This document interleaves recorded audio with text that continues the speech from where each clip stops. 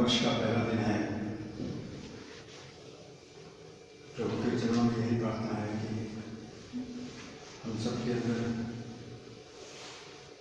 अपने प्रति प्रेम बख्शे, ताकि प्रभु की याद में सत्कर्मों में हमारे वर्ष व्यतीत हो।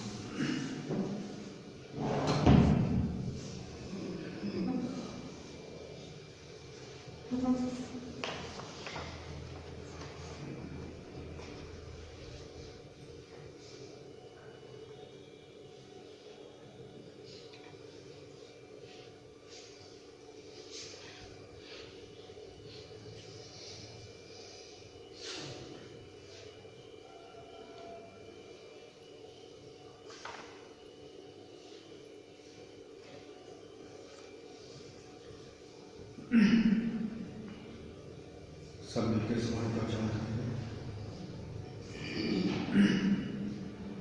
मानुष जन्म कदारथ होई,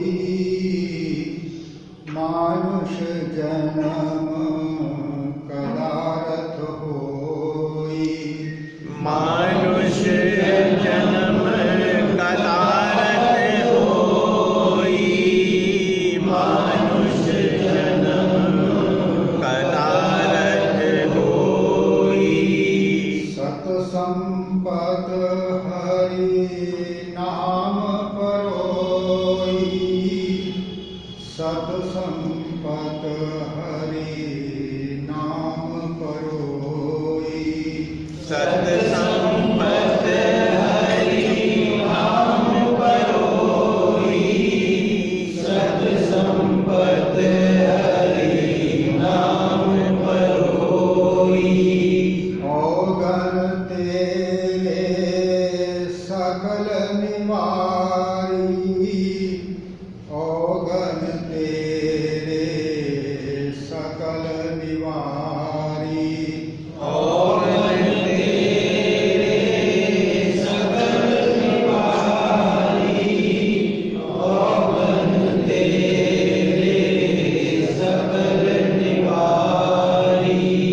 भज परमेश्वर कृपा थारी, भज परमेश्वर कृपा थारी, भज परमेश्वर कृपा धारी, भज परमेश्वर कृपा धारी। साची सीख मन माहि विचार, साची सीख मन माहि विचार, साची सीख मन माहि विचार, साची सीख मन माहि विचार। जग जीवन केवल दिन चार,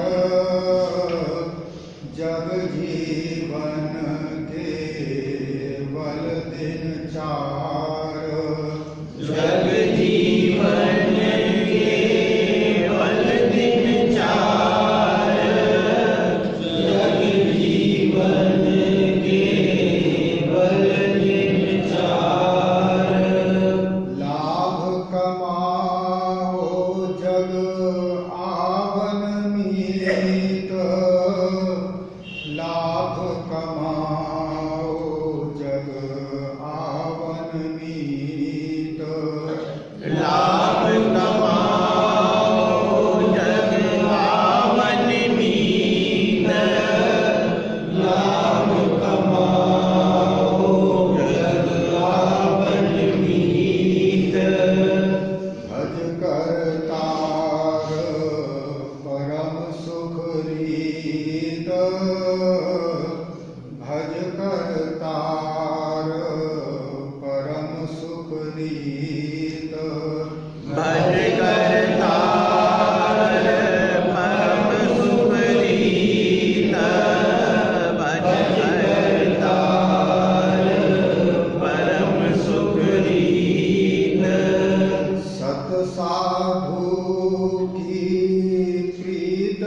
विचार सत साधु की प्रीत विचार सत साधु की प्रीत विचार सत साधु की प्रीत विचार पावे आनंद मोक्ष द्वार पावे आनंद मोक्ष द्वार पावे आनंद मोक्ष द्वार पावे आनंद मोक्ष द्वार।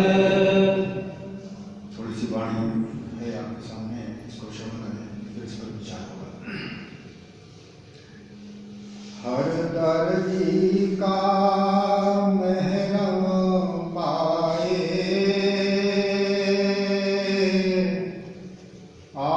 आवागमन का संसार जाए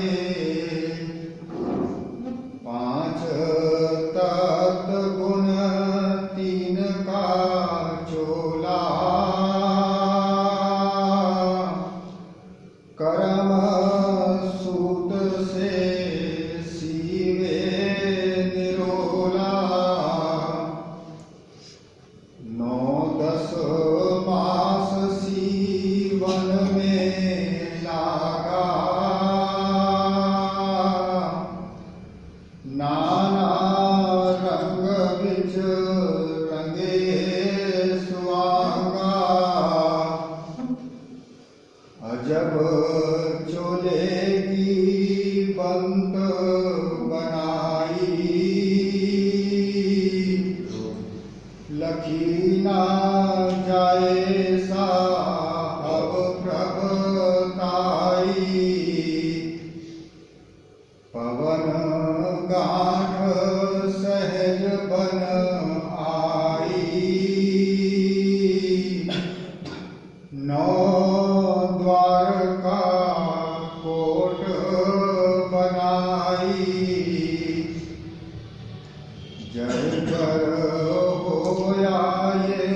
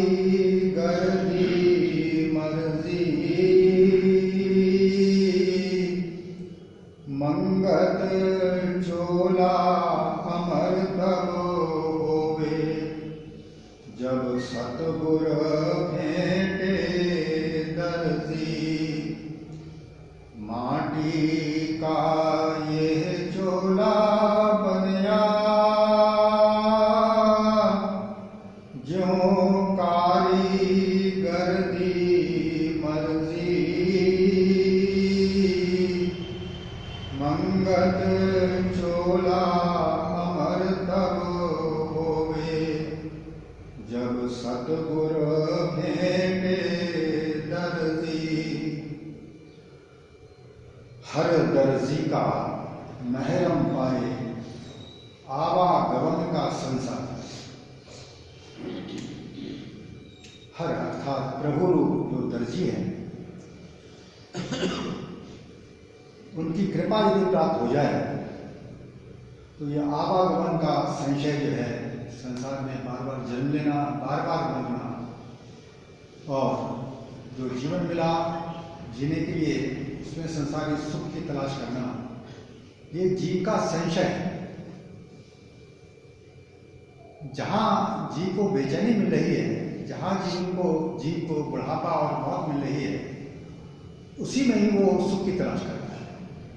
इसलिए ये संशय जो है ये तभी जा सकता है जब जो प्रभु हैं, जिन्होंने इस चोले को, इसकी सिलाई करी, जिसको तैयार किया, जो चोला, ये शरीर रूप का चोला जीव के ऊपर चढ़ा हुआ है, कहते हैं उस प्रभु की यदि कृपा हो जाए तब ये आवागमन का, जन्म मरण का जो सिलसिला है ये बंद होता है।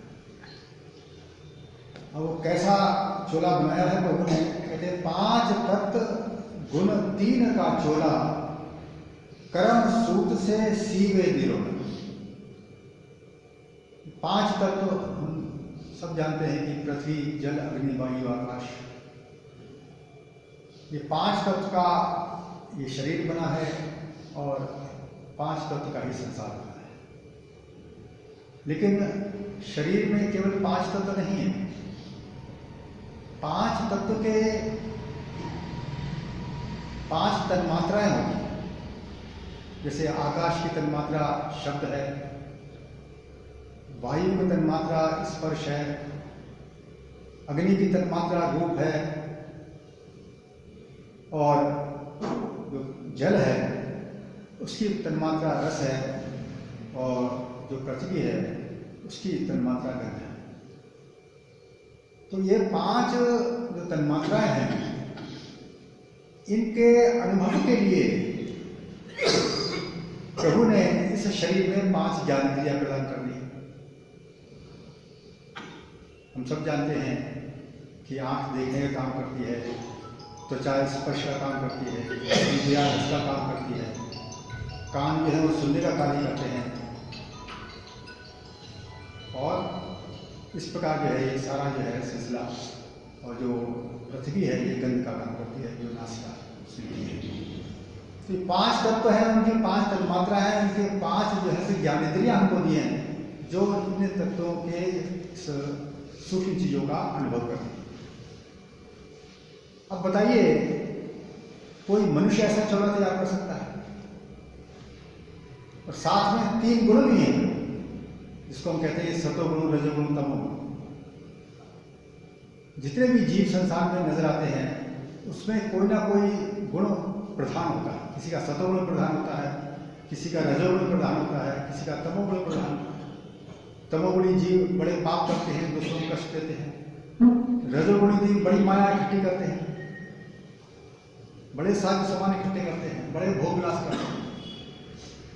और सतोगुणी जीव जो हैं प्रभु की भक्ति करते हैं, निष्काम सेवा करते हैं, लोगों को सुख पहुंचाते हैं। तो ये जीव के गुण हैं, जिसको हम कहते हैं बुद्धि के गुण। तो बुद्धि जो है, इसमें ये 3 गुण होते हैं, और जो गुण प्रधान होता है हम कहते हैं ये मनुष्य सतोगुणी है, रजोगुणी है, या तमोगुणी है, या पापी है। तो ये 3 गुण और 5 तत्व के भोग विलास, लेकिन 5 तत्व के 5 विकार भी है साथ। काम, क्रोध, लोभ, मोह, अहंकार। अब अहंकार है, ये आकाश का गुण है। 5 तत्व है, 5 कोई के विकार। अहंकार जो है आकाश का गुण, और लोभ जो है वो वायु का गुण या वायु का विकार, और क्रोध जो है वो अग्नि का विकार। और उसी प्रकार जल का विकार काम है, और पृथ्वी का जो विकार है वो मोह है। तो काम, क्रोध, लोभ, मोह, अहंकार, ये 5 विकार भी हैं, और ये 5 तत्व भी। तो 5 तत्व का सारा संबंध देखिए हमारे पूरे शरीर से है। और इसमें हर चीज़ का हम अनुभव कर रहे हैं, और पाप के रूप में, पुण्य के रूप में, सत्कर्म के रूप में इसी शरीर का हम प्रयोग कर रहे हैं। इसी शरीर में ईश्वर भी मौजूद है। कैसा चोला है? प्रभु ने इस चोले का कैसा निर्माण किया है कि इस चोले को बना के खुद उसमें निवास भी कर रहा है। अब जीव की मर्जी है, ये 5 तत्वों के शरीर का संसार में भोग विलास करके वो 5 विकार इकट्ठे कर ले, या गुरु की बात समझ के, वाणी की बात समझ के इस अंतर्यामी ईश्वर की, जिन्होंने ये चोला बनाया है, उसकी भक्ति कर ले। उसमें आनंद है, उसमें मोक्ष है, उसमें चैन है। लेकिन यदि संसारी बन गए हम, दूसरों की नकल करके, गुरु हमारा कोई है नहीं, गुरु की हम सुनते ही नहीं है, तो फिर पछताना ही पड़ता है। पूरा जन्म आपका बेचैनी लेकर बीत जाता है। कर्म आप बहुत करते हो, परिवार की सेवा ही बड़ी करते हो, लेकिन सत्य यह है कि आपका जो नेट रिजल्ट है जीवन का, वो बेचैनी है। इसीलिए वाणी आपको ये विज्ञान भी समझा रही है। देखिए, 5 तत्व गुण 3 का चोला, कर्म सूत से सीवे निरोला। निरोला का मतलब है निराला से। तो कर्म सूत से इसको, शरीर को तैयार किया गया। अर्थात ये शरीर जब पैदा होता है तो इससे कौन से कर्म होंगे? देह से तो कर्म होते हैं, तो कर्म जो है वो प्रारब्ध के अधीन होते हैं। तो आपका शरीर इसी प्रकार से बनाया गया है ताकि वो कर्म करने में ये सक्षम हो जाए जो प्रारब्ध के अनुसार इस देह को करने हैं या देह से होंगे। तो अब बताइए, शरीर करके तो प्रभु ने मुझको बिल्कुल मजबूर कर दिया कि वो कर्म इस शरीर के द्वारा होंगे ही जो प्रभु ने प्रारब्ध करके इसके साथ बांध दिया। अब जीव की मर्जी है कि यदि वो अपने आप को शरीर समझता है तो गुलाम हो गया। जो कर्म प्रारब्ध के अनुसार हो रहा है उसका वो कर्ता बन जाता है और उसका फिर भोक्ता बन जाता है। तो मनुष्य जन्म इसलिए नहीं मिला, शरीर करके तो वो पराधीन ही है, लेकिन जीव बुद्धि करके स्वतंत्र है। इस बुद्धि के निश्चय को या शरीर में जोड़ दे या वो कर्ता से प्रभु से जोड़ दे, इसमें वो स्वतंत्र है। तो इसलिए सत्पुरुष जब संसार में आते हैं, प्रभु इस चोले की तैयारी नहीं करते हैं। इस जीव के मुक्ति के लिए, इस जीव के आनंद के लिए, इस जीव को शांति प्रदान करने के लिए तो गुरु रूप में भी तो अवतार लेते हैं, गुरु का चोला भी तो वो धारण करते हैं। तो जब मैं गुरु की बात सुनने की कोशिश करता हूँ, गुरु को जीवन में अपनाता हूँ, तब जो है फिर मेरा जो रास्ता है चलने का संसार में वो ठीक हो जाता है। कहते हैं 9-10 मास सीवन में लगा, नाना रंग बीच रंगे स्वांग। 9-10 माह में हम सब जानते हैं कि बालक जो है गर्भ में तैयार होता है तो अंदर चोला कौन तैयार कर रहा है? प्रभु ही इसका चोला तैयार कर रहा है। और अजब चोले की बंद बनाई, लखी ना जाए साहब उपरक बताई। डॉक्टर भी दंग रह जाते हैं कि एक छोटे से सेल से लेकर और इतने बड़े शरीर तक कैसे रचना बनती है, कैसे सारे सिस्टम काम करते हैं, कि आज तक कितने युग बीत गए, लेकिन वैज्ञानिक और डॉक्टर्स, साइंटिस्ट इस शरीर के का पूरा रहस्य आज तक नहीं जान सके। ऐसा चोला है। तो फिर ऐसे चोले की इन्होंने बनावट तो बना दी। ये आगे क्या कह रहे हैं कि पवन गांठ सहज बनाई, 9 द्वार का खोज। इसके अंदर क्या कह रहा उन्हें? पवन गांठ, अर्थात प्राण का प्रवेश कराते हैं। बिना प्राण के शरीर नहीं चलता। प्राण वायु से इस शरीर का संचालन हो रहा है और 9 द्वार बना दिए इसमें। 9 द्वार कौन से हैं? 2 आंख के द्वार हैं, 2 कान के द्वार हैं, 2 नासिका के द्वार हैं, 1 मुख का द्वार है, 1 मलमूत्र विसर्जन के द्वार है। ये 9 द्वार है।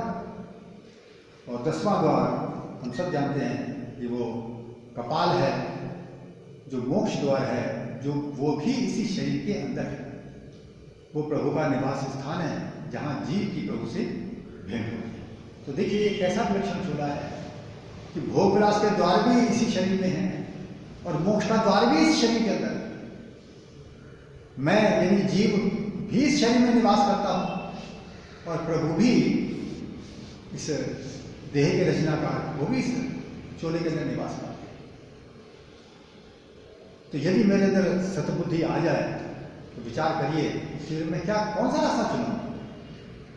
तो बुद्धि का निर्णय जब शुद्ध हो जाता है तब मनुष्य का जीवन फिर सफल होता है, क्योंकि वो उस 10वें द्वार पर पहुंचने की कोशिश करता है जहां सारे भोगों से, सारे पापों से, सारे बंधनों से इस देह के अंदर रहते रहते उसका छुटकारा होता है। आगे कहते हैं जर जर होया ये चोला पुराना संग सखा सब भयो बिगड़। धीरे धीरे हम जानते हैं ये देह नाश होने लगती है, बुढ़ापा आ जाता है और ये चोला जो है पुराना हो जाता है। जैसे कपड़ा पुराना होकर फट जाता है उसी प्रकार से ये शरीर फिर रोगी हो जाता है। संग सखा सब भयो बिगड़। तो जो इस जवानी के वक्त इसके संगी साथी बने सुख भोगने के लिए, मित्र बनाने के लिए, तो सब जो है वो बेगाने हो जाते हैं, सब एक एक करके आपको छोड़ जाते हैं। जन्म जन्म मैल चित्तधारी सुभल सुजान कोई मैल उठा। तो हर जन्म मेरा जब होता है, नया शरीर मिलता है, कहते हैं मैल चित्तधारी। मैं अपने मन के अंदर मैल इकट्ठा करता है। मैल क्या है? वासना, इच्छाओं का, भोग विलास, संसारी सुख प्राप्ति का। तो जिसमें हम सुख तलाश कर रहे हैं उसका यही विज्ञान कह रहा है कि काम, क्रोध, लोभ, मोह, अहंकार, 5 तो उसके ये 5 विकार हैं। इसलिए संसार में अपने आप को शरीर समझकर जो कुछ भी कर्म करेगा वो तेरे ये 5 विकार इकट्ठे मन में होते चले जाएंगे। इसलिए इसको मैल वाणी कह रही है। जन्म जन्म मैल चित्तधारी सुगढ़ सुजान कोई मैल उठा। कोई ऐसा व्यक्ति होश में संसार में आता है जो इस मैल को उतारने की कोशिश करता है। तो मनुष्य जन्म मिला था, कितने जन्मों में जो हमने मैल इकट्ठे किए हैं ये 5 विकार के, मनुष्य जन्म में सद्गुरु जीवन में धारण करके शास्त्रों के मार्ग को समझकर मैं इस मैल को उतारने के लिए मानव जीवन व्यतीत करता हूं। वो वे ऑफ लाइफ अडॉप्ट करता हूं इसमें काम, क्रोध, लोभ, मोह ये 5 विकार निरंतर मेरे कम होते रहते हैं। और एक दिन ऐसा हो जाता आ जाता है मेरे जीवन में कि 5 विकार परमानेंट मेरा पीछा छोड़ देते। तो ये मनुष्य जन्म का ये सुख था, ये शांति थी, ये आनंद था। लेकिन मैंने बेचैनी का रास्ता चुना, अज्ञानियों का संग करके, और सतमार्ग को मैंने नहीं आना। तो कैसे काम होगा वो कह रहे हैं कि नाम का सावन प्रेम का नीरा ध्यान सिला धर धोवे मत धीरा। जो धीर पुरुष है, जो बुद्धिमान पुरुष है, वो क्या करता है कि नाम का, प्रभु नाम का सिमरन करता है। तो प्रभु नाम क्या करता है कि मन के जो मैल है वो उसको मिटा देता है। अर्थात उसका, देखते हैं कपड़े में यदि आप साबुन लगाइए तो कपड़ा जो है मैल को छोड़ देता है, मैल ढीला हो जाता है। और प्रेम का नीरा, और प्रेम रूपी जल में वो मैल जो है वो कपड़े से अलग हो जाता है। ध्यान सिला धर धोवे मत धीरा। ध्यान क्या है? ये एकाग्रता है। तो धीरे धीरे अभ्यास करते करते आपकी एकाग्रता बढ़ती जाती है। तो फिर आपकी ये स्थिति हो जाती है सिमरन की कि आपका ध्यान जो है या आपका जो मन है वो एक चित्त हो जाता है, लगातार प्रभु में लगा ही रहता है। तो ये जो है नाम का सावन, प्रेम का नीरा, प्रेम रूपी जो पानी है, जल है, और ध्यान रूपी जो एकाग्रता है, उसके साथ जब नाम का साबुन है, ये तीनों मिलकर जो है वो मन को शुद्ध कर देते हैं, मन को निर्मल कर देते हैं। सत विचार की चोट लगा दे दुर्मत मैल जन्म की बात। और फिर सत विचार की निरंतर इस मन को चोट मिलती रहती है। अर्थात बुद्धि के अंदर सत विचार जब लगातार चलता है तो मन की वासना पर काबू करने में बुद्धि समर्थ हो जाती है, जीव सफल हो जाता है। तो इसीलिए ये सारा विज्ञान है कि किस प्रकार प्रभु मेरा ये चोला तैयार करते हैं और किस वास्ते ये चोला उन्होंने इतना महंगा चोला, इतना अनमोल चोला मुझको एक मानस के रूप में दिया है। तो इसका मैंने क्या उपयोग करना था वो भी बता रहे हैं, क्या मैं दुरुपयोग करता हूँ वो भी बता रहे हैं। तो वाणी छोटी सी है लेकिन सारा विज्ञान छोटी सी वाणी में मेरे बारे में दिया हुआ है। माटी का ये चोला बनेगा ज्यों कारीगर दी मर्जी, मंगत चोला अमर तब होवे जब सतगुरु भेंटे दर्शी। ये मिट्टी का चोला इसलिए कहा गया जिसका ये संसार बना है, जिसकी ये जमीन बनी है, जिसकी ये बाहर की प्रकृति बनी है, उसी माटी का ये शरीर भी बना है। तो जैसी कारीगर अर्थात जैसी प्रभु की मर्जी थी, उनकी मर्जी क्या है, जैसा मेरा कर्म होता है, जैसा मैं स्वभाव तैयार करता हूँ, जैसी मैं अपने मन के अंदर वासना तैयार करता हूँ और उसको लेकर जब ये चोला छोड़ता हूँ तो नया चोला जब बनाता है प्रभु, तो मेरे इस कर्म फल के अनुसार ही वो चोला तैयार करता है, मेरे विकारों के अनुसार ही वो ये चोला तैयार करता है। जो कुछ ही कमाई जन्म में मैंने विकारों के रूप में की या गुणों के रूप में की, वो सारी की सारी कमाई वो प्रभु अपनी मर्जी से जो है, मर्जी क्यों, क्योंकि प्रारंभ कौन सा मुझको इस जन्म में भोगने को मिलेगा वो मैं डिसाइड नहीं करता, वो प्रभु ही डिसाइड करते हैं। इसलिए वो प्रभु की मर्जी चलती है, मुझे कैसा प्रारंभ मिलेगा, कर्म फल मेरा ही होगा, लेकिन मुझे नहीं पता वो मैंने कर्म कब किया और कब मैं उसका फल भोग रहा हूँ, लेकिन प्रभु को सब पता है। इसलिए वो तेरे साथ 100% न्याय ही करते हैं। तो मनुष्य जन्म जब देते हैं तो इसीलिए वो गुरु बनकर भी आते हैं, वाणी भी प्रकट करते हैं। ये वाणी किसने प्रकट की? महाराज खुद कहते थे प्रेमी, इन्होंने वाणी नहीं लिखी है।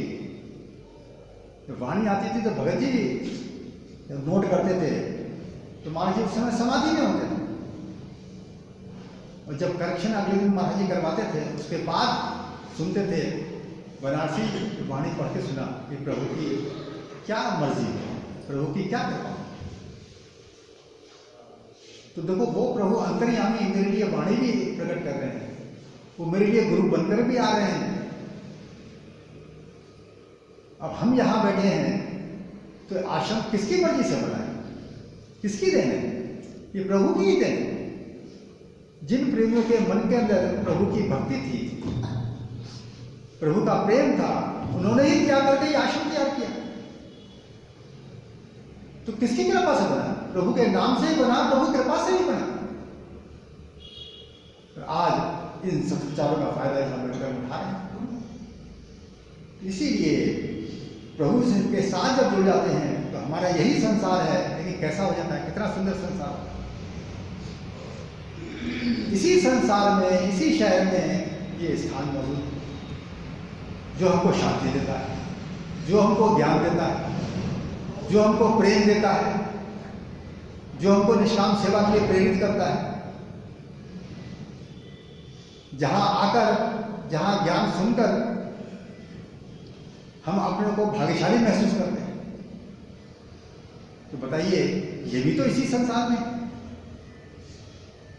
इसलिए जो मनुष्य भी प्रभु से जुड़ जाता है उसका जीवन किस प्रकार से सुंदर हो जाता है, किस प्रकार से दूसरों को शांति देने वाला हो जाता है। तो संसार यही रहता है, शरीर भी ऐसे ही रहते हैं 5 तत्व के, लेकिन स्वभाव हमारे बदल जाते हैं। तो ये जो स्वभाव है जो हमको प्रभु से जोड़ता है, इसी को सतोगुणी स्वभाव कहते हैं। तो धीरे धीरे तमोगुण हमारे अंदर जीवन में कम होता रहता है, रजोगुण कम होता रहता है और सतोगुण की वृद्धि होती रहती है। और मानव जन्म की यही कमी है।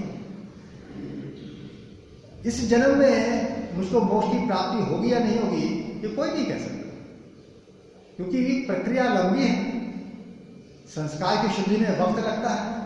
इसलिए मेहनत आपको लगातार करनी पड़ती है। जिसका संसार में लगातार मेहनत करते हो, उसी प्रकार करतार के मार्ग पर भी चलने में लगातार मेहनत करनी पड़ती है। लेकिन ये वो कमाई है जब कर लेते हो तो आपको कितना चैन देती है, और आपके साथ जो रहने वाले उनको भी कितना चैन देती है, ये आपको पता होगा। इसीलिए कमाई वो करो जो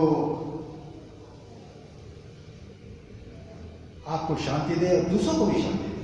अंत में कह रहे हैं कि मंगल चोला अमर तब होवे जब सतगुरु भेंटे कर।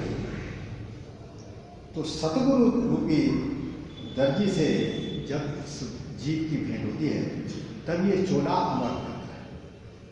कोई कहता है कि महात्मा मंगतराम जी मर गए, कोई कहता है ऐसा? क्यों मर गया? शरीर तो मर गया, जिसका नाम मंगत था वो तो मर गया, लेकिन चोला अमर कैसे हो गया? मंगत नाम अमर हो गया, वाणी में आ गया। तो मंगत नाम अमर हो गया, अर्थात मंगत जो है वो उस चोले को का बयान कर रहा है कि उस चोले में रहकर मंगत ने क्या किया कि उस प्रभु की प्राप्ति, वो प्रभु ही हो गए। तो प्रभु क्योंकि अमर है इसलिए कहा जा रहा है कि चोला अमर तब हो गए जब सतगुरु भेंट करके। तो ऐसे सतगुरु पर जब हमारा विश्वास आता है, उसकी वाणी, उसके वचन, उसके जीवन को से वो जानकर हम उससे प्रेरणा लेते हैं और उसी मार्ग को अपनाते हैं जीवन में, जिसके लिए वो प्रेरित हमको कर रहा है, तब हमारा भी एक दिन चोला अमर हो जाता है। अर्थात मैं भी इस बंधन, जन्म और मृत्यु के बंधन से मुक्त हो जाता हूँ और हमेशा के लिए तृप्त हो जाता हूँ, जिसको हम मोक्ष कहते हैं, जिसको हम विष्णु कहते हैं। ओम नमः शिवाय।